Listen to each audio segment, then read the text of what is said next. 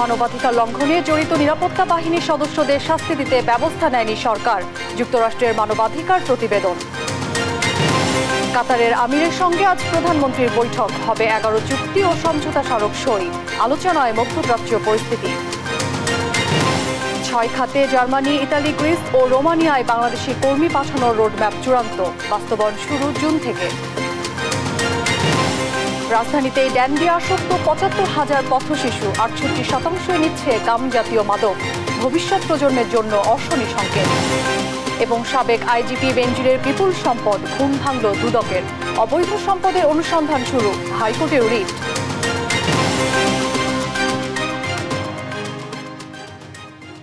দেখছিলেন শিরোনাম সংবাদ সকালে, সঙ্গে আছি অরিন ইশরাত। এবার বিস্তারিত। বাংলাদেশের মানবাধিকার পরিস্থিতির কোনো উন্নতি হয়নি। গেল বছরের বাংলাদেশের মানবাধিকার পরিস্থিতি যুক্তরাষ্ট্রের বার্ষিক মানবাধিকার রিপোর্টে এমনটাই দাবি হয়েছে। প্রতিবেদনে বিচার বহির্ভূত হত্যা, গুম, নির্যাতন, বিরোধী দলের শান্তিপূর্ণ সমাবেশে বাধা ও মত প্রকাশের স্বাধীনতার ওপর বিধিনিষেধের মতো বিষয় উঠে এসেছে। আরও জানাচ্ছেন লুৎফর কবির। ২০২৩ সালে বাংলাদেশের মানবাধিকার পরিস্থিতির উল্লেখযোগ্য পরিবর্তন হয়নি এমন দাবি করে প্রতিবেদন প্রকাশ করেছে মার্কিন পররাষ্ট্র দপ্তর। সোমবার প্রকাশিত মানবাধিকার চর্চা বিষয়ক বৈশ্বিক প্রতিবেদনে বাংলাদেশ সহ বিভিন্ন দেশের মানবাধিকার পরিস্থিতির মূল্যায়ন তুলে ধরা হয়েছে। ৮০ পৃষ্ঠার প্রতিবেদনে বাংলাদেশের মানবাধিকার অবনতির থেকে সাংবাদিকদের উপর গুম খুনের বিষয়টিও সামনে এসেছে।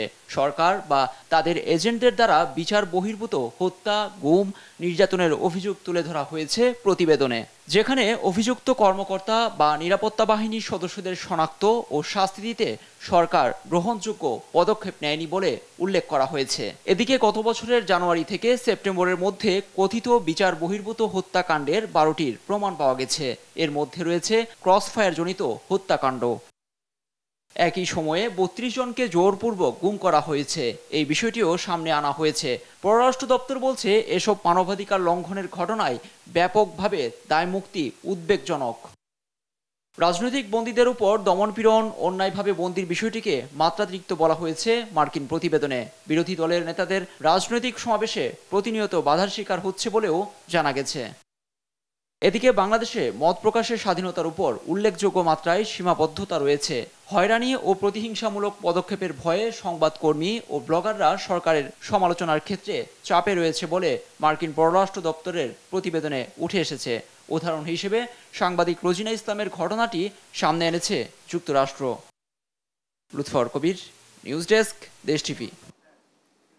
সফরের দ্বিতীয় দিনে আজ সকাল 10:30টায় গণভবনে প্রধানমন্ত্রী শেখ হাসিনার সঙ্গে বৈঠক করবেন কাতারের আমির শেখ তামিম। দুই শীর্ষ নেতার বৈঠকের পর দুই দেশের মধ্যে 11 চুক্তি ও সমঝোতা স্মারক সই হওয়ার কথা রয়েছে। বিকেলে কাতারের আমিরের নামে মিরপুরে কালশি এলাকার বালুর মাঠে নির্মিতব্য পার্ক ও মিরপুর ইসিবি চত্বর থেকে কালশি উড়াল সড়ক পর্যন্ত সড়কের নামকরণ ফলক উদ্বোধন করবেন। এছাড়া রাষ্ট্রপতির সঙ্গে সৌজন্য সাক্ষাৎও করবেন। পরে সন্ধ্যায় দোহার উদ্দেশ্যে ঢাকা ছাড়বেন তিনি। এর আগে কাতার এয়ারের বিশেষ ফ্লাইটে সোমবার বিকেল 5টায় ঢাকায় পৌঁছালে Amir Sheikh Tamim bin Hamad Al থানিকে স্বাগত জানান রাষ্ট্রপতি মোহাম্মদ শাহাবুদ্দিন। বিমানবন্দরে আমিরকে দেয়া হয় গার্ড অব অনার। রাতে বঙ্গভবনে রাষ্ট্রপতির সঙ্গে সৌজন্য সাক্ষাৎ ও নৈশভোজে যোগ দেন কাতারের আমির।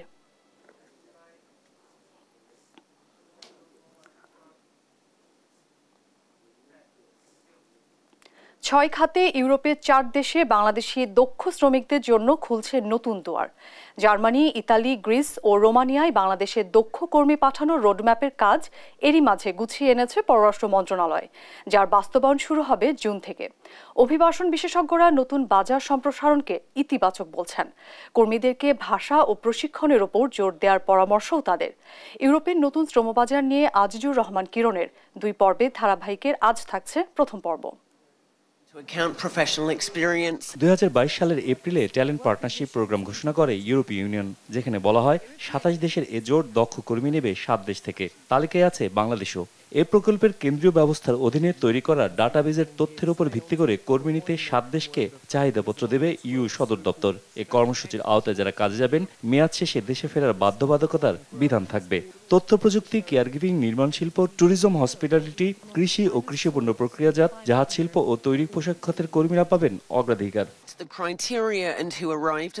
বাংলাদেশ কিভাবে এই সম্ভাবনা কাজে লাগাতে পারে তা নিয়ে কাজ শুরু করেছে পররাষ্ট্র মন্ত্রণালয়। সম্প্রতি আন্তঃমন্ত্রণালয় বৈঠকে তৈরি করা হয়েছে রোডম্যাপও। $3 মিলিয়ন অর্থ সহায়তায় ট্যালেন্ট হাট প্রকল্পের আওতায় আগ্রহীদের দেওয়া হবে ভাষা ও সংস্কৃতির প্রাথমিক ধারণা, জানান পররাষ্ট্র সচিব মাসুদ বিন মোমেন। জুনের মধ্যে আমরা এই রোডম্যাপটা আমরা ফাইনালাইজ করব এবং ইমপ্লিমেন্টেশনে যাব। অন্যান্য যে ইউরোপিয়ান দেশগুলো আছে তারাও কিন্তু আগ্রহী হবে। জার্মানি, ইতালি, গ্রিস ও রোমানিয়াতে দক্ষ কর্মী পাঠানোর এই সুযোগ কাজে লাগানোর পরামর্শ অভিবাসন খাত সংশ্লিষ্ট এবং বিশেষজ্ঞদের। কেবলমাত্র একটা বা দুটো আন্তঃ মন্ত্রণালয়ের বৈঠক করে এই রোডম্যাপ কিন্তু করা যাবে না, এবং সম্পৃক্ত রাখতে হবে সংশ্লিষ্ট অন্যান্য মন্ত্রণালয় এবং যে অন্যান্য এজেন্সিজ যেগুলো এই যারা এডুকেশন দেখেন, দক্ষতা সংক্রান্ত শিক্ষিত যারা রয়েছেন, বিএমইটি, বিভিন্ন প্রতিষ্ঠান রয়েছেন যারা এর সঙ্গে সম্পৃক্ত। কিছু রিসোর্স তারা কমিট করেছেন যারা ট্রেনিংয়ের জন্য তারা দেবেন, এবং এটাই খুব গুরুত্বপূর্ণ যে আমার এখান থেকে তুমি যদি শ্রমিক চাও তাহলে সেখানে তোমরা ইনভেস্ট করো, আমরা দুয়ে মিলে ঠিক করি তোমাদের কি চাহিদা, আমাদের কি চাহিদা। আমাদের যে পরিমাণ অ্যাসেট আছে মানব সম্পদের, আমরা যদি প্রপার ওয়ার্কার্স তৈরি করতে পারি, আপনার ডেস্টিনেশন কান্ট্রি খোঁজার দরকার নেই, they will look for us. এই জন্য আমি বলছি যে আমার মিশনের কাজ হলো সেটাকে প্রেজেন্ট করা, যে this is the people we have, so তোমার কি লাগবে। বইসেলের মতো সরকারি সংগঠন নাকি বেসরকারি ব্যবস্থাপনায় কর্মী পাঠানো হবে তা নিয়ে সব মহলের পরামর্শ অনুযায়ী কার্যকর প্রক্রিয়া বেছে নেওয়ার আহ্বানও তাদের। আজিজুর রহমান কিরণ, দেশ টিভি, ঢাকা। দেশজুড়ে চলমান হিট অ্যালার্ট আরও 3 দিন বাড়ানো হয়েছে। আবহাওয়া অধিদপ্তর বলছে এ সময় তাপমাত্রা আর না বাড়লেও 42 ডিগ্রির আশেপাশেই থাকবে। সোমবার সর্বোচ্চ তাপমাত্রা ছিল চুয়াডাঙ্গা ও যশোরে। জলবায়ু বিশেষজ্ঞরা বলছেন বৈশ্বিক উষ্ণতার কারণে দীর্ঘমেয়াদী ঝুঁকির মধ্যে পড়তে যাচ্ছে বাংলাদেশ। সংকট মোকাবেলায় স্বল্প ও দীর্ঘমেয়াদী পরিকল্পনা নেয়ার পরামর্শ তাদের। বিস্তারিত জুবায়ের রাজিনের ডেস্ক রিপোর্টে। কোনোভাবেই কমছে না গরমের তীব্রতা। প্রচণ্ড তাপে বিপর্যস্ত জনজীবন। কেউ বিশ্রাম নিচ্ছেন গাছের ছায়ায়, কেউ তৃষ্ণা মেটাতে ভিড় করছেন রাস্তার পাশের শরবতের দোকানে। গরমের তীব্রতায় শরীরে পানি ঢেলে ঠান্ডা করার চেষ্টায়ও কেউ। গেল কয়েকদিন ধরেই তীব্র তাপদাহে পুড়ছে খুলনা বিভাগ। যশোর ও চুয়াডাঙ্গায় সোমবার তাপমাত্রা রেকর্ড করা হয় 40.6 ডিগ্রি সেলসিয়াস। ভ্যানের ভাড়া, পাখি ভ্যানের ভাড়া নেই বললেই চলে, আবার যা আছে গরমে একটু কাজই হচ্ছে না। আরে গরমে চললে কষ্ট হলেও আমাকে কিছু করার নেই, বেড়াতেই হবে। ব্যবসা করতে গেলে আমরা পেট চালাতে গেলি, এটা আমাদের করা লাগবে। একই চিত্র রাজধানী ঢাকায়ও। প্রচণ্ড তাপে নাকাল খেটে খাওয়া মানুষ, উপার্জন কমেছে কয়েক গুণ। বেশিক্ষণ চালাইতে পারি না, 2-3 ঘন্টা চালাইলে শরীর কাল পরে আর যান চলে না। পুরো 12 ঘন্টায় চালাতে পারতাম, আর অন্তর্গত লেগে মনে করেন যে 6 ঘন্টা চালাতে খুব কষ্ট হয়ে যায়। এই জামে মনে করেন বুয়ে থাকতে মনে করেন যে অস্থির করে ফেলায় বেশি। মনে করেন 10টায় বাইরেছি, এখন বন্ধ করে এলাম 3 ঘন্টা 2 ঘন্টা এরকম, অনেক তাপ প্রয়োজন। আগে 8 ঘন্টা চালাইতাম, এখন 3-4 ঘন্টা চালাই। সারা দেশে চলমান হিট অ্যালার্ট আরো 3 দিন বৃদ্ধি করেছে আবহাওয়া অধিদপ্তর। গত বছর যদিও আমরা একটা দীর্ঘ সময় হিটওয়েভ ছিল, তবে ওই ধরনের সমস্যা হয়নি। তবে এবছরে আবার কিছুটা পরিবর্তিত হয়েছে, যেমন গত বছরের মতো আপনার দিনের তাপমাত্রা কিছুটা কম আছে, কিন্তু এবছরে যেটা হচ্ছে রাতের তাপমাত্রা বেশি। এর মেইন কারণ হচ্ছে বাতাসে পর্যাপ্ত জলীয় বাষ্প রয়েছে, এবং জলীয় বাষ্প থাকার কারণে মানুষের ভিতরে যে অস্বস্তি বোধ এটা অনেকটা বেড়ে গেছে। অপরিকল্পিত নগরায়ন, গণহারে গাছ নিধন সহ বৈশ্বিক জলবায়ু পরিবর্তনের কারণে দীর্ঘমেয়াদী ঝুঁকিতে পড়েছে দেশ। এ অবস্থায় দ্রুত পদক্ষেপ না নিলে আগামীতে সংকট আরও বাড়তে পারে বলে মনে করছেন বিশেষজ্ঞরা। এখন সাময়িকভাবে স্বাস্থ্য বিশেষজ্ঞদের সাথে কথা বলে কিভাবে জনস্বাস্থ্যের আপাতত ক্ষতি কম করে এই সিজনটাকে আমরা অতিক্রম করতে পারি, এবং সেইটিকে কভার করার জন্য কি পরিমাণ গাছ, জলাধার এবং অন্যান্য কুলিং ফ্যাক্টর আমাদেরকে ইন্ট্রোডিউস করতে হবে, এই পরিকল্পনা করে আমাদের কাজ করতে হবে। এই চরম ভাবাপন্ন পরিবেশের জন্য যে স্বাস্থ্যের সমস্যা হবে তাকে মোকাবেলার জন্য তো দীর্ঘমেয়াদী পরিকল্পনাও গ্রহণ করতে হবে। অব্যাহত তাপ বৃদ্ধির কারণে ক্ষতিকর ভাইরাস ও ব্যাকটেরিয়া সক্রিয় হতে পারে বলেও আশঙ্কা বিশেষজ্ঞদের। জুবায়ের রাজিন, দেশ টিভি, ঢাকা। বৈশাখের খরতাপে পুড়ছে দেশ। তীব্র গরমে বাড়ছে নানা রোগ ব্যাধি।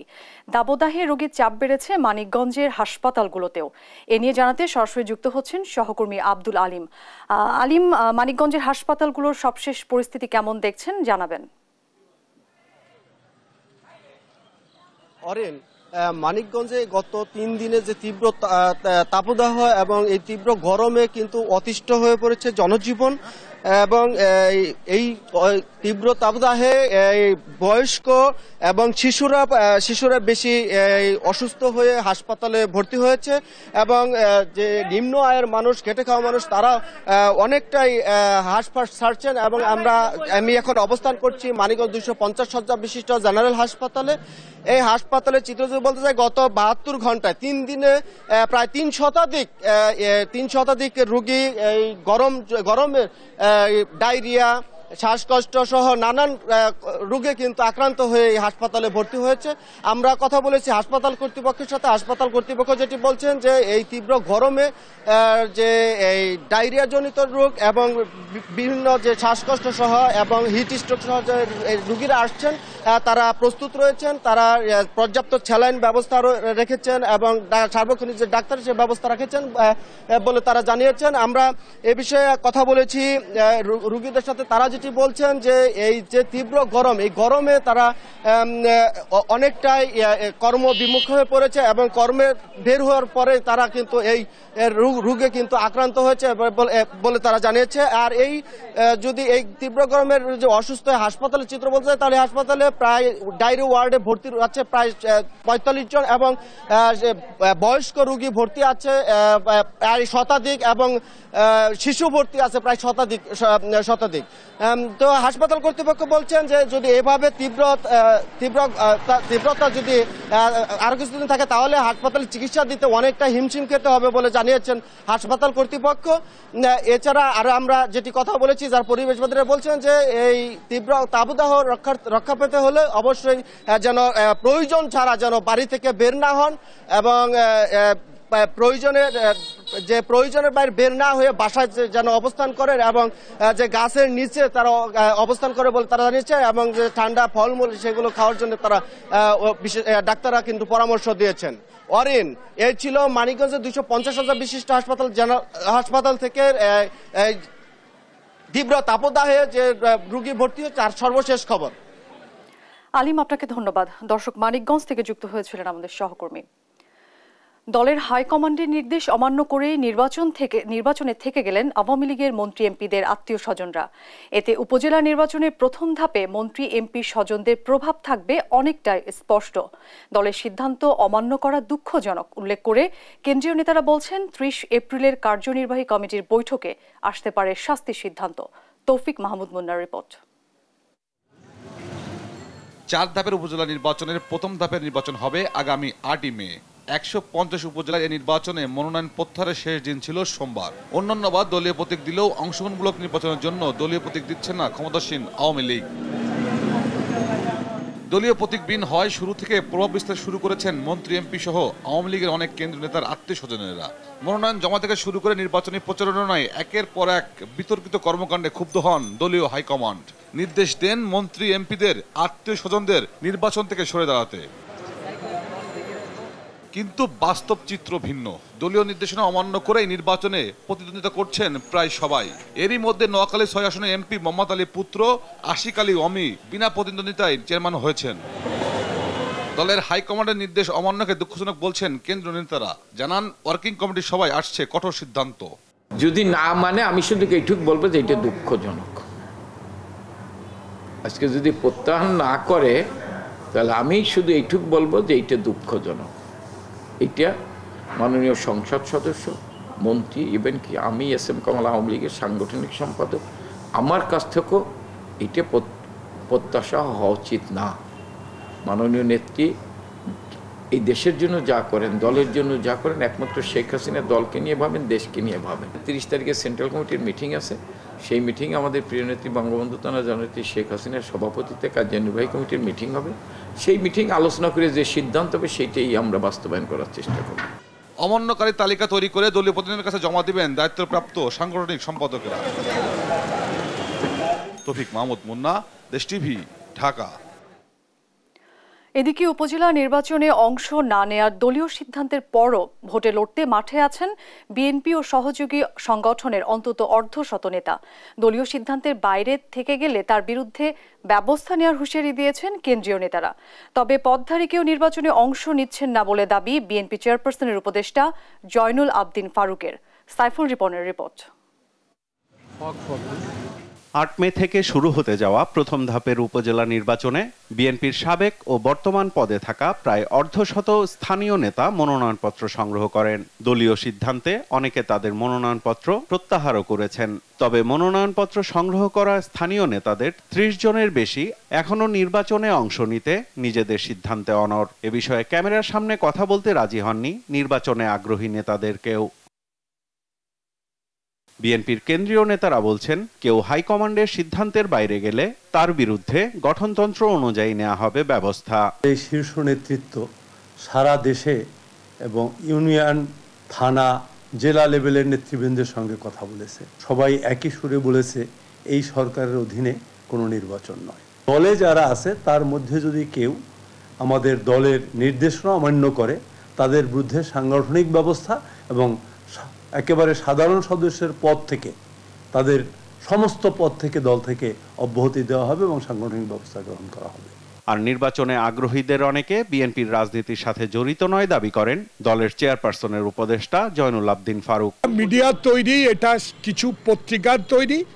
বাংলাদেশে এমন কোনো নেতা নাই যার পদবি অনেক বড় তারা নির্বাচন অংশগ্রহণ করেছে। তৃণমূল পর্যায়ে যার পদবি নাই সে কোনো তারিখ বহিষ্কার করার দরকার নেই, যেহেতু তার পদ নাই, পদবি নাই। আমরা সাফ জবাব দিয়ে দিয়েছি, যতদিন এই সরকার থাকবে ততদিন কোনো নির্বাচন নয়। উপজেলা নির্বাচনে সোমবার ছিল প্রার্থিতা প্রত্যাহারের শেষ দিন, আর মঙ্গলবার হবে প্রতীক বরাদ্দ। সাইফুল রিপন, দেশ টিভি, ঢাকা। সংবাদ সকালে আরো থাকছে। রাজস্ব কমেছে এনবিআর-এর 10 পণ্য থেকে বছরে 1677 কোটি টাকা কম শুল্ক মিলেছে। অর্থনৈতিক নানা সংকটকে দুষছেন বিশ্লেষকরা।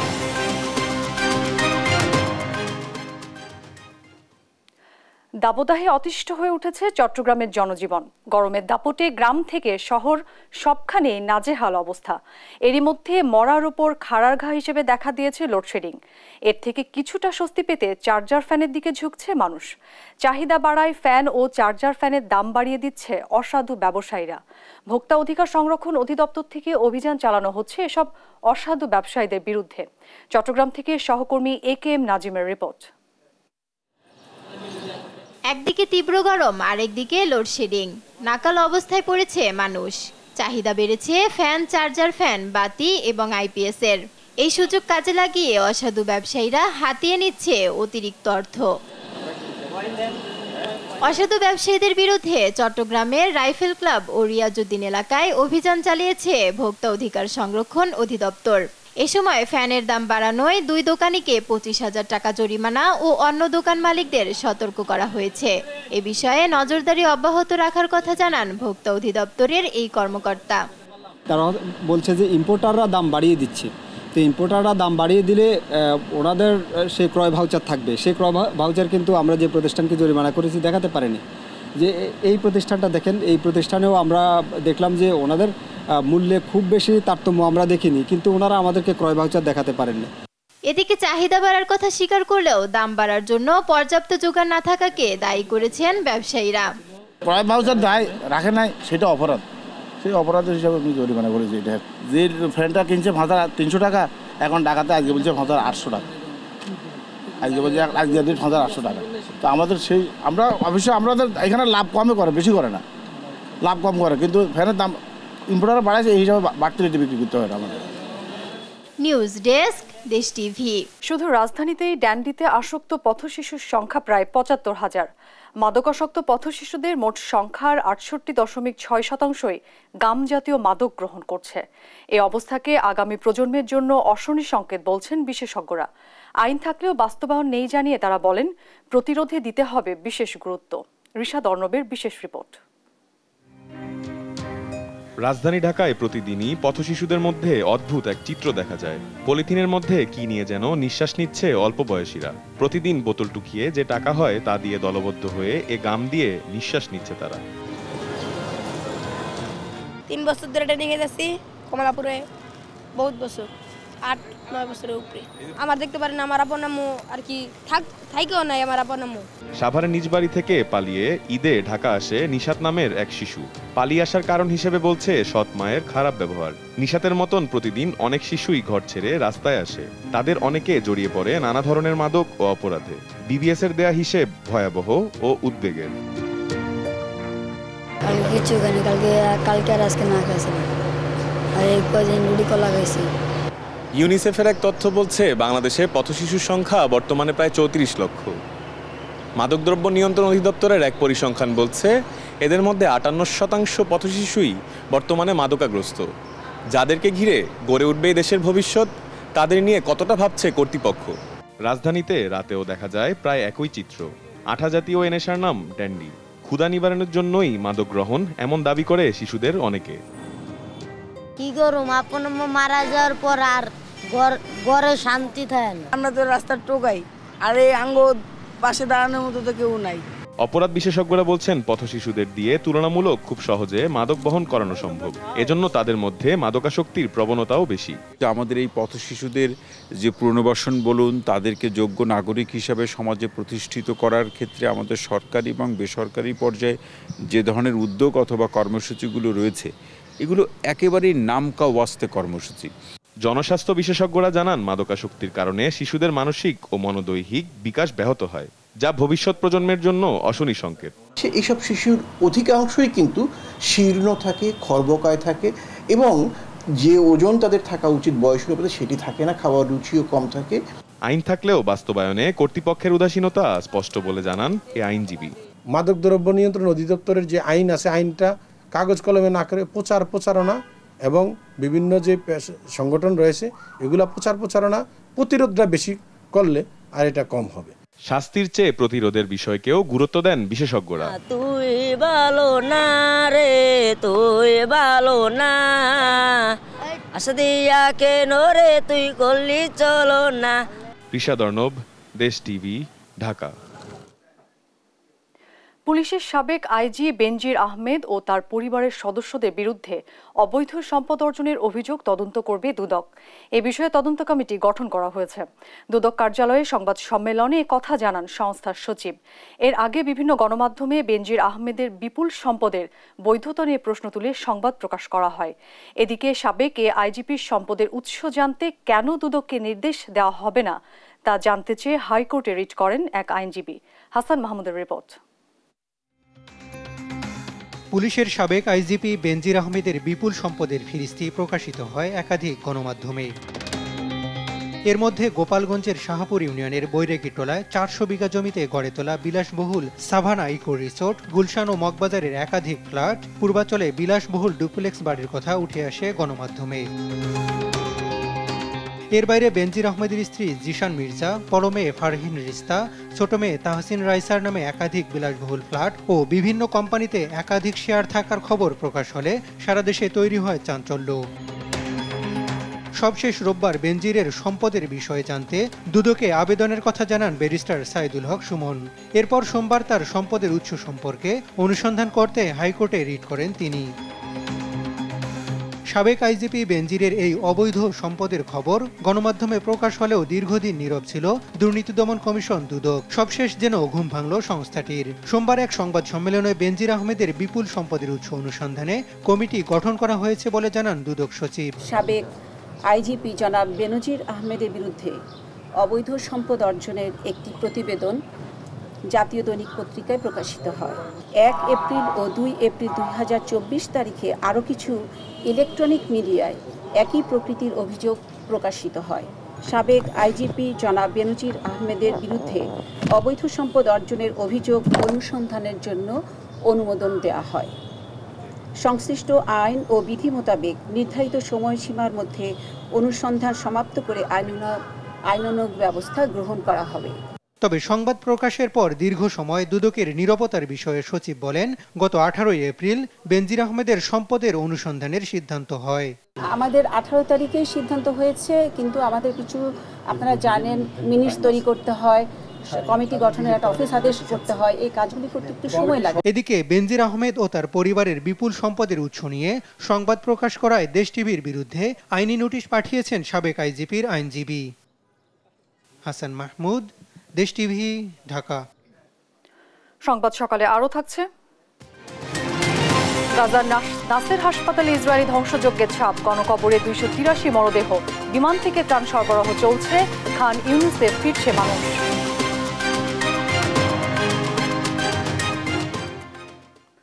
অর্থনৈতিক মন্দার কারণে কমেছে আমদানি, ফলে রাজস্ব কমেছে এনবিআরের। দেশে ব্যবহৃত বহুল ব্যবহারযোগ্য চাল, পেট্রোলিয়াম অয়েল, বিভিন্ন ধরনের স্টিল সহ 10টি পণ্য থেকে এক বছরে 1,677 কোটি টাকা কম শুল্ক পেয়েছে এনবিআর, যার কারণ হিসেবে অর্থনৈতিক নানা সংকটকেই দুষছেন বিশ্লেষকরা। নূপুর মাহমুদের রিপোর্টে বিস্তারিত। বৈশ্বিক ও অভ্যন্তরীণ নানা কারণে গেল কয়েক বছর ধরে সংকটে দেশের অর্থনীতি, বাগে আনা যাচ্ছে না আমদানি রপ্তানি বাণিজ্য, উচ্চ মূল্যস্ফীতি সহ নানা খাত, যার মোটা দাগে প্রভাব দেশের রাজস্ব খাতে। বৈশ্বিক অর্থনৈতিক মন্দা ও এলসি জটিলতায় পণ্যের আমদানিতে পড়েছে বড় ভাটা, যার প্রভাব পড়েছে রাজস্ব আহরণেও। 10 পণ্যের মধ্যে চাল আমদানি আগের বছরের তুলনায় চলতি অর্থ বছরে 8 মাসে কমেছে 11,71,816 মেট্রিক টন, আর রাজস্ব আহরণ কমেছে 348 কোটি টাকা। একই চিত্র petroleum oil, steel pipe, steel sheet, railway coach, steel structure, iron steel, steel bridge section, naphtha ও অ্যালুমিনিয়াম কেবলেও। এই সংস্কার পালনের দায়িত্ব রাষ্ট্রের, এনবিআর এর একার না। যে রাষ্ট্র আইএমএফ এর কাছ থেকে কঠিন শর্তগুলো দিয়ে মানবে বলে যে রাষ্ট্র, যে সিস্টেম এই আইএমএফ এর লোনটা নিয়েছে, দায়িত্বটা তাদের। 2022-23 অর্থ বছরের জুলাই থেকে ফেব্রুয়ারি পর্যন্ত 8 মাসে 10 পণ্যের মোট আমদানি হয় 24,33,092 টন। এক বছরের ব্যবধানে বহুল ব্যবহৃত এই 10 পণ্যের আমদানি কমেছে অন্তত 16 লাখ টন, যেখানে আগের বছরের তুলনায় 1,677 কোটি টাকা কম শুল্ক পেয়েছে এনবিআর। ইয়ার টু ইয়ার কম্পেয়ার করি গত বছরের একই সময়ের এই কয় মাসে এবং এবছরের এই কমাসে একই সময়ে যা রেভিনিউ আর্নড হচ্ছে সেটা কিন্তু মোটামুটি একটা অ্যাট এ স্পেসে আছে। এটা কমে যাচ্ছে কথাটা ঠিক হবে না। ট্যাক্স জিডিপি রেশিও অন্তত স্থির থাকার কথা। এটা আমরা তো দেখেছি, মানে যে রেটে জিডিপি বাড়ছে সেই রেটে যদি রেভিনিউ কালেকশন বাড়ে রেশিও পরিবর্তন হবে না। এটা আমরা তো আবার নেমে যাওয়ার দেখেছি, যে মানে যেই রেটে জিডিপি বাড়ছে সেই রেটে রেভিনিউ গ্রোথ হচ্ছে না। রাজস্ব ঘাটতি মোকাবেলায় সরকারকে দীর্ঘমেয়াদে পরিকল্পনা নেওয়ার পরামর্শ দিচ্ছেন বিশেষজ্ঞরা। এই যে সমস্ত জায়গা থেকে শুল্ক আসছে, বা বিশেষ করে আমদানি শুল্ক এবং অন্যান্য যে পরোক্ষ করগুলো আছে, তো সেইখানকার উপর যে নির্ভরশীলতা সেটা কমিয়ে আমরা কিন্তু এই যে ডিরেক্ট ট্যাক্স যেটা আছে, তো সেটা যদি বাড়াতে পারি তাহলে সেক্ষেত্রে সরকারের আসলে রাজস্ব হয় সামনের দিকে আরও বাড়বে। সুতরাং আমাদের একটা ট্রান্সফরমেশন দরকার। প্রয়োজন এবং সক্ষমতা দুটোর ভিতরে একটা সমন্বয় করতে হবে। যে কাজ আমি করতে পারবো, যে ঋণ নিয়ে আমি শোধ করতে পারবো বা শোধ করার সুযোগ আমার আছে বা থাকবে, সেই কাজ হাতে নেওয়া উচিত। এছাড়া ঢালাওভাবে কর ছাড় দেওয়ার প্রবণতা থেকে বের হওয়ার পরামর্শ বিশ্লেষকদের। নূপুর মাহমুদ, দেশ টিভি, ঢাকা।